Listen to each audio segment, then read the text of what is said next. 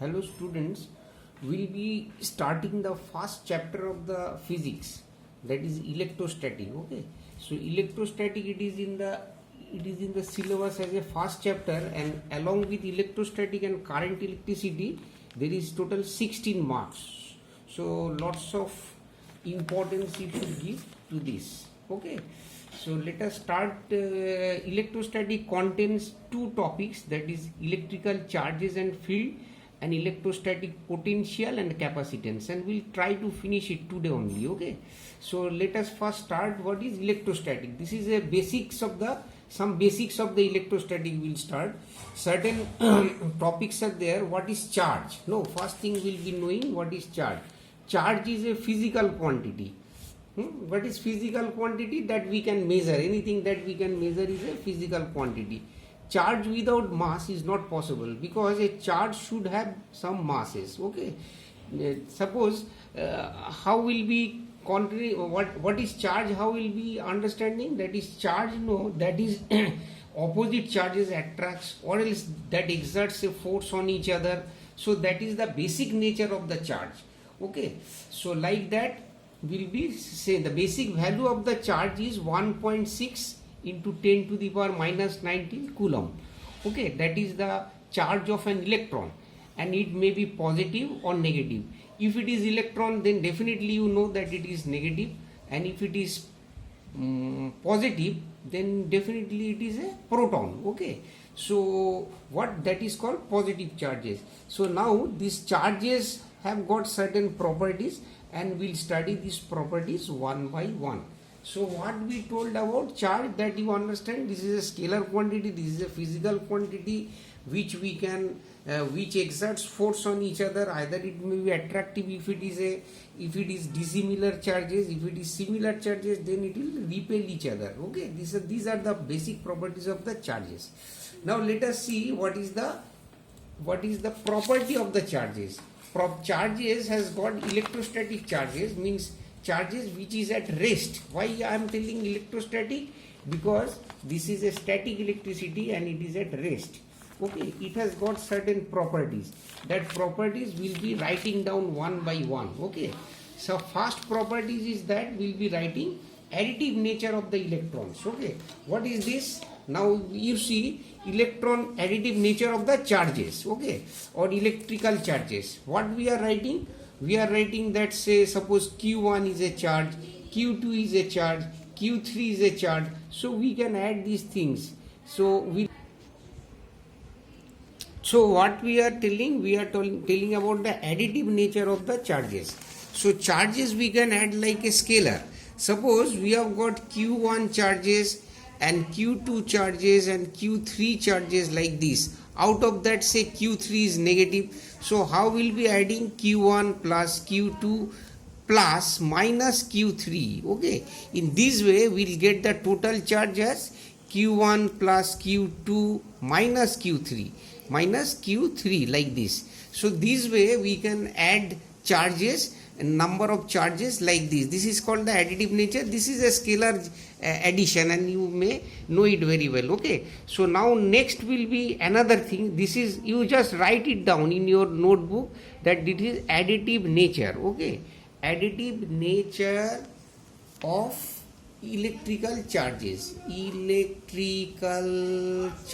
Okay, so write it. This is the first property. Okay, second property is the conservativeness of the electrical charges. You write down, it is like conservation. Okay, conservation of electrical charges. Okay, this is, we are writing charges. Conservation of the electrical charges. This is getting in your book also. So during a process, electrical charge in an isolated system remain constant. Suppose we are charging a capacitor and then we are disconnecting the battery. So what happens? These charges remains in the capacitor only. This does not get destroyed. Okay, so these are simple experiments like that we can show, and we can show like conservation of mass, conservation of energy, conservation of momentum, this is also conserved, it cannot be destroyed like this. Okay, next one will be writing another very important topics, that is quantization of the electrical charges. Okay, what is this quantization of electric charges? Law, what, how this law explains the things? This law states that electrical charges are integral multiple of E. That is, any electrical charges, suppose we are taking 1 coulomb of charges. Okay, so 1 coulomb of charges is equal to the N into E. You understand these things? We'll be writing like this: 1 coulomb of charge, that is equal to N into E. E means electrical charges. So what is this? We know the electron, that is the carrying a charge of 1.6 into 10 to the power minus 19 coulomb. So how we can write 1 coulomb, that is equal to N into 1.6 into 10 to the power minus 19. So N comes out roughly, I am telling 6.65 into 10 to the power 18 maybe. Okay, like this much of electrons it contains. You can understand, no, 1 coulomb of charges contains huge amount of electrons, and this will be a round figure. Okay, round figure means this will not be 18, it will be 16 like this, because 6.65. So we'll be removing this point and we'll get 6.6665 into 10 to the power 17. So it is always a whole number and we are not getting a fraction anytime. Okay, so this indicates that it is quantized. Okay, quantized means we can calculate like 1 2 3 4 5 6 like this.